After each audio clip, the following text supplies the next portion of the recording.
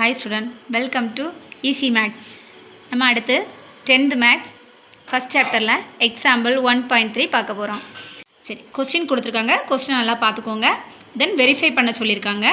A cross B union C equal to A cross B union A cross C.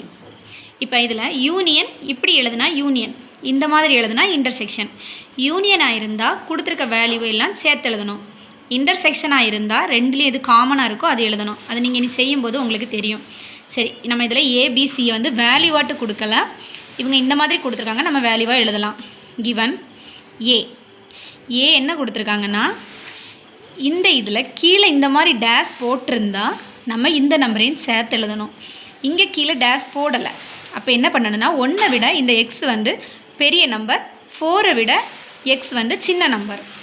1 விட X பெரிய number, 4 விட X சின்ன number. இப்போ 1க்கும் 4க்கும் இடையில என்ன நம்பர்லாம் வருது? 2, 3. இது ஏ. அடுத்து பி 0 இன்னும் கீழே டேஷ் போட்டிருக்காங்க. ஸோ 0 உண்டு. 0 விட பெரிய நம்பர், 2 விட சின்ன நம்பர். 2ல் வந்து கீழே டேஷ் போடலை, அப்போ 2 விட சின்ன நம்பர். 0 உண்டு. அடுத்த நம்பர் 1 உண்டு. நெக்ஸ்ட்டு சி என்னென்னா எக்ஸ். என்னன்னா என்ன அர்த்தம்னா நேச்சுரல் நம்பர் 1லேருந்து ஸ்டார்ட் ஆகும். அது நல்லா ஞாபகம் வச்சுக்கோங்க. என்னா நேச்சுரல் நம்பர் அது வந்து 1லேருந்து ஸ்டார்ட் ஆகி 1 2 3ன்னு போயிட்டே இருக்கும். W கொடுத்துருந்தாங்கன்னா ஹோல் நம்பர் வந்து 0லேருந்தே ஸ்டார்ட் ஆகும். 0 1 2லேருந்து ஸ்டார்ட் ஆகி போயிட்டுருக்கும். அப்போ இதில் என்ன கொடுத்துருக்காங்க? என். அப்போ நேச்சுரல் நம்பர் எருந்து ஸ்டார்ட் ஆகும்? 1லேருந்து. 3யை விட சின்ன நம்பர். இப்போ இதெல்லாம் வரும் 1 2. இதுதான் நம்ம வேல்யூ எடுத்து எழுதியாச்சு. இனி ஃபஸ்ட்டு 1 கொடுத்துருக்கதா அப்படியே எழுதிக்கலாம். A cross B union C, A cross B union A cross C. First இதில் B யூனியன் C கண்டுபிடிக்கலாம். B யூனியன் Cனா Bக்கு வேல்யூ எழுதிக்கோங்க. 0, 1 யூனியன் Cக்கு வேல்யூ எழுதிக்கோங்க. 1, 2. இப்போ இதில் B யூனியன் Cன்னு கொடுத்துருக்காங்க. B யூனியன் Cயாக இருந்தால் எல்லாத்தையுமே சேர்த்து எழுதணும். சேர்த்து எழுதுது 0 1. இங்கே 1 இருக்குது, நம்ம 1 எழுதியாச்சு. அடுத்து 2 இருக்குது, 2. இதுதான் B யூனியன் C. இனி A cross B union C equal to A cross B union C.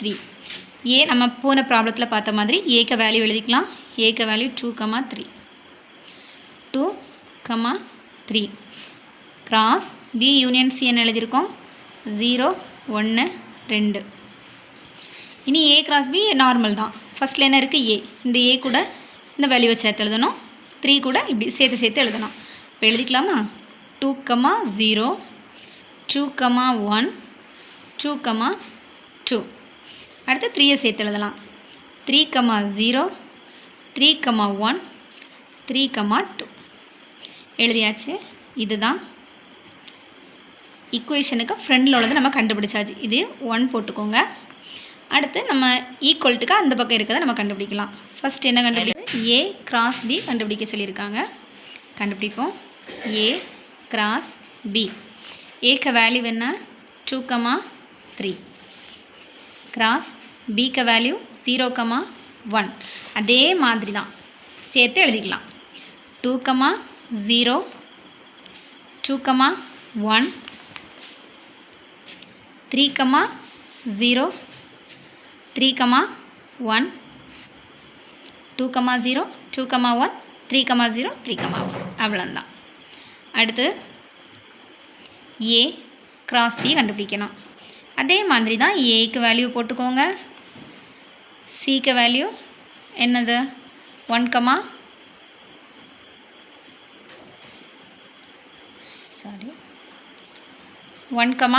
2 கண்டுபிடிப்போம். A cross C equal to சேர்த்து எழுதிக்கலாம். 2, 1 2 2 3 1 3 2 இது A cross C. அப்போ என்ன கண்டுபிடிச்சாச்சு? A cross B கண்டுபிடிச்சாச்சு, A cross C கண்டுபிடிச்சாச்சு. இனி ரெண்டையும் சேர்த்து யூனியன் போடலாம். A cross B union A cross C. இப்போ நம்ம கண்டுபிடிச்ச வேல்யூ எல்லாம் A cross B ஏற்கனவே கண்டுபிடிச்சிருக்கோம். அதை நம்ம இங்கே எழுதலாம். எழுதிக்கலாம். 2 0 2 1 3 0 3 1 இது ஒன்று. யூனியன் A cross C நான் கண்டுபிடிச்சிருக்கோம், அதையும் எழுதிக்கலாம். 2 1 2 2 3 1 3 2. இனி இந்த ரெண்டுலேயும் யூனியன்னா என்னது இருக்கிறதெல்லாம் சேர்த்து எழுதணும். சேர்த்து எழுதிக்கலாம். 2 0 எழுதிக்கலாம். 2 1 ஏற்கனவே 2 இங்கே ஒன்று இருக்குது, அப்போ நம்ம எழுதிக்கலாம். 2 1 ஃபஸ்ட்டில் நீங்கள் என்ன செய்யணும்னா மேலே இருக்கிறது அப்படியே எழுதிடணும். 3 0 3 1. இனி இங்கே 2 1 இருக்குது. இந்த 2 நம்ம ஏற்கனவே எழுதியிருக்கோம், அப்போ எழுத வேண்டாம். 2 2 எழுதலை, அதனால் எழுதுவோம். 3 1 ஏற்கனவே எழுதியிருக்கோம், எழுத வேண்டாம். 3 2 ஏற்கனவே எழுதலை, அதனால் எழுதிடலாம். ஒருக்கா தான் எழுதணும், 2 வாட்டி வேல்யூ எழுதக்கூடாது.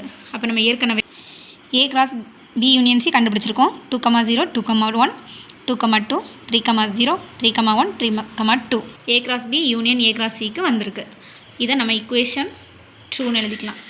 Okay, hence proved. ஒன்று நம்ம ப்ரூவ் பண்ணியாச்சு. அடுத்து செகண்ட், இதே தான் 1.3ல் செகண்ட் ஒன் என்னது? கொஸ்டின் எழுதிக்கோங்க. இப்படி போடுறது இன்டர்செக்ஷன்னு சொல்லுவாங்க. அதை நம்ம யூனியன்னு சொல்லுவோம், இதை இன்டர்செக்ஷன்னு சொல்லுவோம். கொஸ்டினில் கொடுத்துருக்கதை தான் நான் எழுதுகிறேன். கொஸ்டினை முதல்ல எழுதியாச்சு. எழுதிட்டு அதே மாதிரி இதை செய்யலாம். முதல்ல B இன்டர்செக்ஷன் C. Bக்கு Cக்கு வேல்யூ எழுதிக்கோங்க. 0 1 இன்டர்செக்ஷன் Cக்கு வேல்யூ 1 2. இதில் என்னென்னா யூனியன்னா நம்ம எல்லாம் சேர்த்து எழுதணும். யூனியன்னா எல்லாம் சேர்த்து எழுதணும்.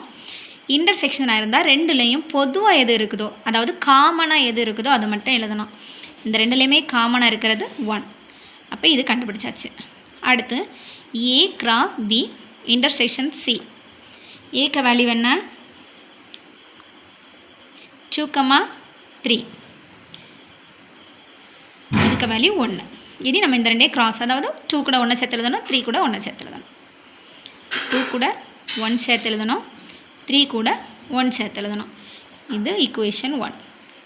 இது கண்டுபிடிச்சாச்சு. அதே மாதிரி இது A cross B நம்ம செய்யலாம். இந்த ப்ராப்ளத்தில் நம்ம வந்து A cross B வந்து ஏற்கனவே கண்டுபிடிச்சிருக்கோம்.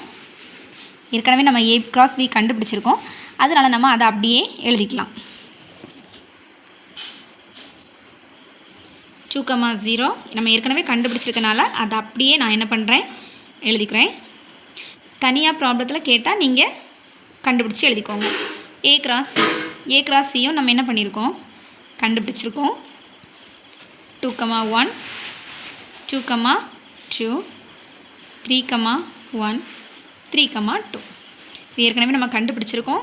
தனியாக கேட்டிருந்தாங்கன்னா நீங்கள் கண்டுபிடிக்கணும். இது A cross B intersection A cross C. இதுக்கு நான் உங்களுக்கு என்ன சொல்லி தந்தேன், ரெண்டுலேயுமே காமனாக இருக்கதை எழுதிக்கணும். 2 0 இங்கே இல்லை, அப்போ எழுத வேண்டாம். 2 1 இருக்குது, 2 1 எழுதிக்கோங்க. 3 0 இல்லை, 3 1 இருக்குது, 3 1 எழுதிக்கோங்க. இந்த ரெண்டும் தான் காமனாக இருக்குது, இது 2 போட்டுக்கோங்க. இப்போ 1லேயும் 2லேயும் ரெண்டுமே என்ன தான் இருக்குது, ஒன்று போல் தான் இருக்குது. அப்போ நமக்கு ப்ரூவ் பண்ணியாச்சு. இப்போ நீங்கள் லாஸ்ட்டில் ஆன்சர் இந்த மாதிரி எடுத்து எழுதணும். இது 5 மார்க் கொஸ்டினில் இம்பார்ட்டன்ட் கொஸ்டினாக கேட்பாங்க. இந்த மாதிரி ஆன்சர் வந்து கண்டிப்பாக நீங்கள் எடுத்து எழுதணும். எழுதிட்டு ஹென்ஸ் ப்ரூவ்டுன்னு எழுதிக்கணும். ப்ராப்ளம் முடிஞ்சிச்சு. ஏதாவது டவுட் இருந்தால் கமெண்டில் கேளுங்க. தேங்க்யூ.